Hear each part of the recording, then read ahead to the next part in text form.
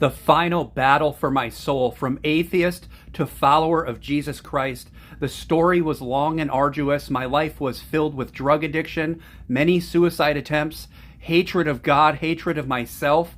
I loathed myself. I loathed the idea of living. I lived in a constant state of depression, which was why I was addicted to drugs. I had just a hard childhood, all these different things, and I just kept getting, put into jail for drug offenses, all these different things. And then my final draw was serving a 6-year sentence where I did over 5 years in prison, which is where Jesus truly called me out of darkness into his light.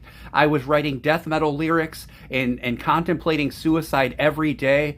It was writing poetry of darkness and evil, and I felt like it was the battle for my soul. The final countdown was in. At that point, people would come in and say, "Can I pray for you?" And I would cuss them out and send them on their way. But I still longed for this Bible in my heart. But again, my mind was fighting against it.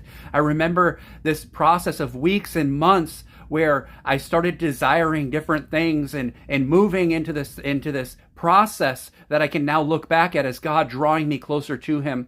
And then it came down to it, where I heard a message, and it says, "I know the plans I have for you, plans for peace and not for evil, to give you a future and a hope. To count the cost of following me and to lose your life, then you will find it." It was at that moment that I felt like God said directly to me. He made himself so real and tangible. It was just a miracle.